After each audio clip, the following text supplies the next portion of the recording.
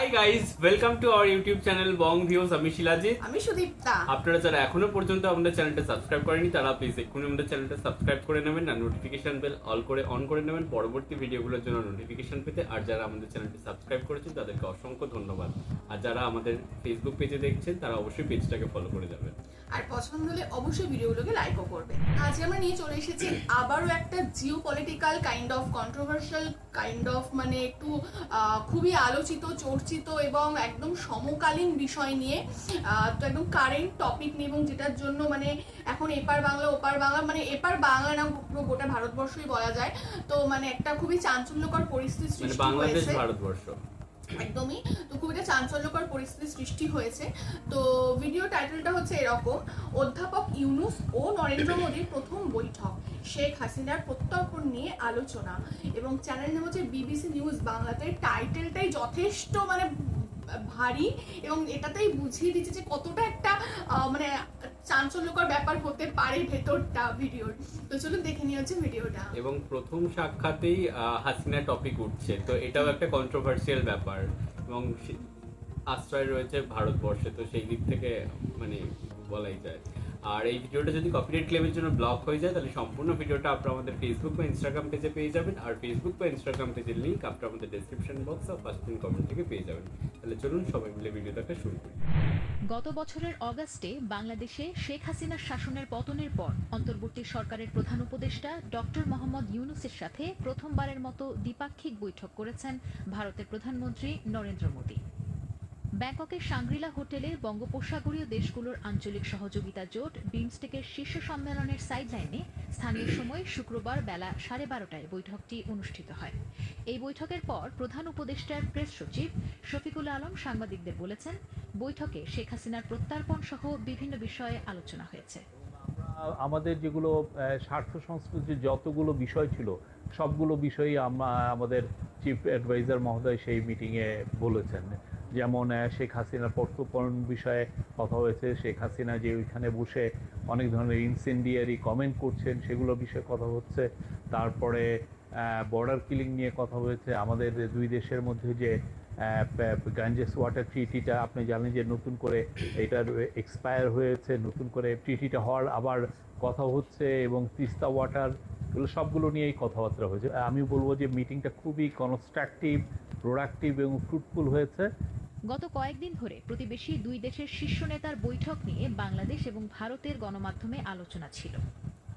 বিমস্টেক সম্মেলনের সাইডলাইনে দুই শীর্ষ নেতার মধ্যে দ্বিপাক্ষিক বৈঠক করার জন্য বাংলাদেশের পক্ষ থেকে আগ্রহ প্রকাশ করে চিঠি দেয়া হয়েছিল বলে জানানো হয়েছিল ঢাকার কর্মকর্তাদের পক্ষ থেকে।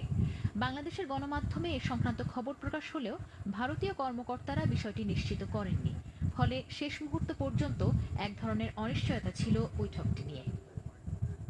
ঢাকা ও দিল্লির মধ্যে সুসম্পর্ক থাকলেও ছাত্র জনতার অভ্যুত্থানে গত বছরের 5ই অগাস্ট শেখ হাসিনা সরকারের পতন এবং শেখ হাসিনার ভারতে আশ্রয় নেয়াকে ঘিরে দুই দেশের মধ্যে অস্বস্তি শুরু হয়। এছাড়া বাংলাদেশে সংখ্যালঘু নিপীড়নের শিকার হচ্ছে এমন বক্তব্য দিতে দেখা গিয়েছে ভারতের গণমাধ্যম সহ বিভিন্ন পর্যায় থেকে। মূলত এমন নানা ইস্যুতে দুই দেশের সম্পর্কে অস্বস্তি বাড়ে।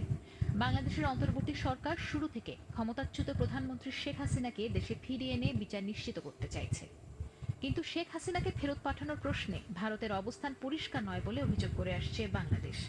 এছাড়া ভারতে বসে শেখ হাসিনার রাজনৈতিক বক্তব্য দেওয়ার বিষয় নিয়েও ঢাকা আপত্তি জানিয়েছে একাধিকবার। এ নিয়ে দুই দেশই একে অন্যের রাষ্ট্রদূতকে তলব করেছে এর আগে। সেই সাথে গত বছরের জুলাই থেকে বাংলাদেশের নাগরিকদের জন্য ভারতের ভিসা দেওয়া প্রায় বন্ধ রয়েছে। সেই সাথে সীমান্ত হত্যা প্রসঙ্গ তো আছেই। আর সবশেষ সম্প্রতি চীন সফরের সময় ভারতের উত্তর পূর্বাঞ্চলীয় 7 রাজ্য বা 7 সিস্টার্স সম্পর্কে অধ্যাপক ইউনূসের বক্তব্য নিয়ে সম্পর্কে টানাপোড়েন আরও বেড়ে যায় বলে বিশ্লেষকরা বলছেন। সেখানে ডক্টর ইউনূস ভারতের ওই 7টি রাজ্যকে ল্যান্ডলকড বা ভূবেষ্টিত বলে উল্লেখ করেছেন। তিনি বলেছেন, এ অঞ্চলে বাংলাদেশ হল সমুদ্রের একমাত্র অভিভাবক। তার এই মন্তব্য ভারতের রাজনৈতিক মহলে ব্যাপক আলোড়ন সৃষ্টি করেছে। ডক্টর ইউনূসের কথার সূত্র ধরে ভারতের পররাষ্ট্রমন্ত্রী এস জয়শঙ্কর বিমস্টেকে ভারতের কৌশলগত ভূমিকার কথা তুলে ধরেন। তিনি মূলত দেশটির 6,500 কিলোমিটার উপকূল রেখা এবং বিমস্টেকের 5টি সদস্য দেশের সঙ্গে ভৌগোলিক সংযুক্তির গুরুত্ব তুলে ধরেন। এমন নানা ইস্যুতে গত ৮ মাস ধরে বাংলাদেশ ভারত সম্পর্কে আস্থার ঘাটতি দেখা দেওয়ার প্রেক্ষাপটে ব্যাংককে ডক্টর ইউনূস এবং নরেন্দ্র মোদীর মধ্যকার বৈঠকের রাজনৈতিক গুরুত্ব রয়েছে। এর আগে গত সেপ্টেম্বরে নিউ ইয়র্কে ডক্টর ইউনূস ও মোদীর মধ্যে বৈঠক হওয়ার বিষয়ে আলোচনা হয়েছিল। সে সময় দুই নেতার সময়সূচির মধ্যে ভিন্নতার কারণে বৈঠকটি হয়নি। ডিসেম্বরে ভারতের পররাষ্ট্র সচিব বিক্রম মিশ্রি বাংলাদেশ সফর করেছেন। এছাড়া পররাষ্ট্র উপদেষ্টা তৌহিদ হোসেন একাধিকবার ভারতের পররাষ্ট্রমন্ত্রী এস জয়শঙ্করের সঙ্গে বৈঠক করেছেন। যথেষ্ট তাৎপর্যপূর্ণ একটা ভিডিও ছিল এবং মানে বহু কাঙ্ক্ষিত, বহু অপেক্ষিত বলা যায়, এবং মানে এর একটা আলাদা রাজনৈতিক মর্যাদা রয়েছে, জিওপলিটিক্যাল একটা আলাদা তাৎপর্য রয়েছে। তার কারণ হচ্ছে যবে থেকে বাংলাদেশের পরিস্থিতি একটা অস্থিরতার দিকে গেছে, সেটা জুলাইয়ের ছাত্র আন্দোলন বলুন, তারপরে হাসিনার হচ্ছে পতন বলুন, তার হচ্ছে ভারতবর্ষের পলায়ন বলুন, বা এরকম এর পরেও হচ্ছে সেভেন সিস্টার্স বা বিভিন্ন রকম ভিসা বন্ধ হয়েছে, এরকম বিভিন্ন রকম ইস্যুস নিয়ে কিন্তু, বা সেটা সাম্প্রদায়িক দাঙ্গাও হতে পারে।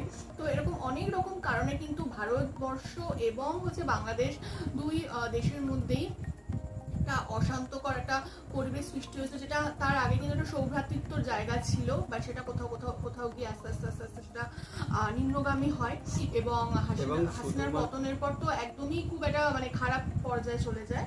এবং শুধুমাত্র সরকার পক্ষেও বা মানে প্রশাসনিক তরফ থেকে আর কি এই সমস্ত আর কি দ্বন্দ্বটা হয়েছে, শুধুমাত্র তাই না, মানে সোশ্যাল মিডিয়ার মাধ্যমে দুই দেশের আর কি মানে ভারতবাসী এবং বাংলাদেশিদের মধ্যেও আর কি এই ব্যাপারটা চলতে থাকে। একদমই তাই, মানে যতটা না হয় তার থেকে সোশ্যাল মিডিয়ায় বিভিন্ন রকম বিভিন্ন মিডিয়া হাউস বা এমনিও র্যান্ডম মানুষের হচ্ছে কিছু শেয়ার্স বলুন বা মানে লেখা বলুন, এগুলোতে আরো আর কি সেই ওই আর কি আগুনের বেশি ইন্ধন যোগায়। একদমই তাই। তো এখানে যদিও আমরা ভিডিওতে হাসিনার প্রত্যাবর্তনে সেরকম বিশেষ কোনো স্পষ্ট বক্তব্য তো দেখলাম না, যদি আপনাদের এই নিয়ে কোনো আপডেটস থাকে আপনারা জানবেন, কারণ ভিডিওটা একদমই সংক্ষিপ্ত ছিল। তবে ল্যান্ডলক, যেহেতু আমাদের সেভেন সিস্টার্স ল্যান্ডলক রয়েছে, তো সেখানে বাংলাদেশ কতটা তাৎপর্যপূর্ণ, যেহেতু বাংলাদেশে যথেষ্ট একটা মানে উপকূলীয় আর কি এলাকা রয়েছে, তো সেটা হচ্ছে ডক্টর ইউনূস তুলে ধরেছেন। আবার সেদিক থেকে ভারতবর্ষ থেকেও এটাই ব্যাখ্যা গেছে যে ভারতবর্ষের আমাদের নিজেদেরই 6,500 শুধুমাত্র মেনল্যান্ড আর কি উপকূল রেখা আছে, পুরো আন্দামান নিকোবর লাক্ষাদ্বীপ এগুলো তো ধরলে 7,000-এর ওপর ক্রস করে যায়।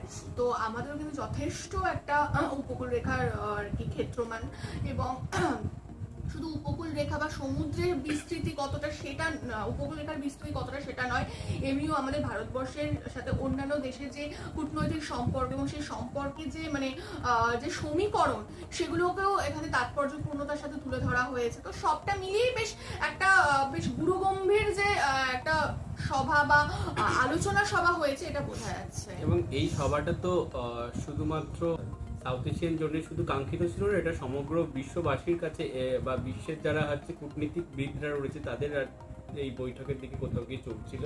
এবং বর্তমানে মানে আমরা মানে ভারত বাংলাদেশের সম্পর্ক আর কি কোথাও গিয়ে একটু আগের মতো আর কি স্থিতিশীল অবস্থায় নেই, এবং পূর্বে আর কি ভারতবর্ষের সব থেকে বড় বন্ধু বাংলাদেশকে বলা হতো, বাট এখন কোথাও গিয়ে সেই নজরে হয়তো দেখা হয় না মানে প্রশাসনিক দিক থেকে। তবে এখানে দাঁড়িয়ে যে দুটো সরকার প্রধান আর কি কথা বলছে, এবং একজন হচ্ছে মানে অন্তর্বর্তীকালীন সরকার আর একটা নির্বাচিত সরকার, সেটা হলেও আর কি তারা যে ইতিবাচক আর কি ভূমিকা নিয়ে বৈঠক করছেন, এবং সেখানে দাঁড়িয়ে যে তাদের যে মানে বাংলাদেশ তার যে বিভিন্ন ইস্যু সামনে রাখার চেষ্টা করছে, এবং সেখানে হাসিনার প্রত্যর্পণ বিষয়টাও চলে আসছে, এবং সেটা আর কি বাংলাদেশে কোথাও গিয়ে বাংলাদেশের রাজনীতির জন্য কোথাও গিয়ে একটা খুব উল্লেখযোগ্য দিক রাখে। তো সেই বিষয়টা তারা ভারতবর্ষের কাছে প্রস্তাব রাখছে। এবার ভারতবর্ষ কি করবে সেটা পরবর্তীকালে আমরা জানতে পারবো। তবে যেমন এই হাসিনাকে মানে আমাদের দেশে আশ্রয় দেওয়াটা যতটা আর কি সমালোচনা রাখে, তেমন কিন্তু চীনে মোহাম্মদ ইউনূসের যে বক্তব্যটা ছিল সেটাও কিন্তু সেভেন সিস্টার্স নিয়ে, সেটাও কিন্তু যথেষ্ট সমালোচনামূলক আর কি। কারণ কোথাও গিয়ে আমাদের সেভেন সিস্টার কোথাও গিয়ে মানে আমাদেরই ভারতবর্ষের আর কি অবিচ্ছেদ্য অঙ্গ, এবং সেখানে দাঁড়িয়ে বাংলাদেশের পোর্ট যদি তারা ব্যবহারও করে থাকে, বাট পূর্বেও কিন্তু এরকমও হয়েছিল যখন পূর্ব পাকিস্তান ছিল, তখন কিন্তু মানে যখন আমাদের ভারতবর্ষের সাথে পাকিস্তানের যে টেনশন ছিল, সেখানে কিন্তু আমাদের মেইনল্যান্ড ভারতবর্ষের মধ্যে দিয়েই কলকাতা বন্দরের মাধ্যমে কিন্তু তারা বাণিজ্য বা যেটুকু যা করতো বাট এমন নয় যে কোনো কালেই আর কি মানে আমাদের ভারতবর্ষের যে মেন পোর্টগুলো রয়েছে সেগুলো তারা ইউজ করেনি বা তারা আমাদের ভারতবর্ষের সাথে যুক্ত ছিল না। তো এই বিষয়টা কোথাও গিয়ে একটু মানে সমালোচনা তো জন্ম দেয়, এবং আমরা অ্যাজ আ ভারতবাসী হিসাবে এই জিনিসটা কোথাও গিয়ে আমাদের শুনতে ভালো লাগেনি। যেমন বাংলাদেশের বিরুদ্ধে যখন অন্য কোনো কথা আপনারা শোনেন সেটা যেমন আপনাদের ভালো লাগে না, যেমন এটাও আমি বললাম, হয়তো এটা নিয়েও আপনারা মন্তব্য করতে পারেন, বাট এটা আমাদের কোথাও গিয়ে ফিলিংস, তো আমরা সেটা শেয়ার করলাম, এবং আপনাদেরও ফিলিংস আপনার কমেন্ট বক্সে লিখবেন। তো যাই হোক, বেশ কন্ট্রোভার্সিয়াল ছিল পুরো আলোচনাটাই, এবং এই যে আলোচনা সভা হয়েছে, তবে আলোচনাটা পরবর্তীকালে যাতে ইতিবাচক ভূমিকা রাখে এবং ওটাই। দু দেশের সম্পর্ক যাতে আগের মতো সেই স্থিতিশীল বা শান্ত পর্যায়ে পৌঁছায়, এবং আমাদের যে পারস্পরিক যে মানে ভারতবাসী এবং বাংলাদেশিদের মধ্যে যে সম্পর্ক ছিল ভাই ভাই সূচক, তো সেই বিষয়টা যেন আবার ফিরে আসে, সেটাই আমরা চাই। একদমই তাই। তো যাই হোক, সবটা তো শিলাজিৎ বলেই দিয়েছে, আলাদা করে কিছু বলার নেই, এবং সব পরিস্থিতি যেন মানে স্থিতিশীলতার দিকে যাক, এটাই হচ্ছে কাম্য। আপনাদের এই বিষয়ে কি বলার আছে, বা আপনাদের নিজস্ব যে ওপিনিয়ন রয়েছে সেটা অবশ্যই আপনারা কমেন্ট বক্সে জানাতে পারেন, এবং আমাদের ভিডিও যদি ভালো লেগে থাকে অবশ্যই লাইক করবেন এবং আমাদের চ্যানেলটাকে সাবস্ক্রাইব করে যাবেন। সাবস্ক্রাইব বাটনের পাশে জয়েন বাটন পেয়ে যাবেন, সেখানে কিছু ফেসিলিটিস দেওয়া থাকে, চাইলে আপনারা চেক করতে পারেন। আর আমাদের যে ফেসবুক আর ইনস্টাগ্রাম পেজ রয়েছে সেখানে আপনারা ফলো করতে ভুলবেন না, লিঙ্ক ডেসক্রিপশন বক্সে পেয়ে যাবেন। আর আমাদের যদি আপনারা পার্সোনালি পছন্দ করে থাকেন আমাকে শিলাজিৎ ওকে সুদীপ্তা হিসাবে, তাহলে আমাদের পার্সোনালি ফেসবুক আর ইনস্টাগ্রাম সাইটে ফলো করতে পারেন, লিঙ্ক ডেসক্রিপশন বক্সে পেয়ে যাবেন। আর এছাড়া আমাদের চ্যানেলের যে ফেসবুক আর ইনস্টাগ্রাম পেজটা রয়েছে সেখানে আপনারা ফলো করতে ভুলবেন না, লিঙ্ক ডেসক্রিপশন বক্সে পেয়ে যাবেন।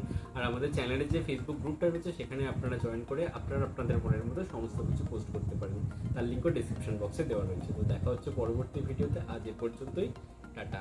নমস্কার।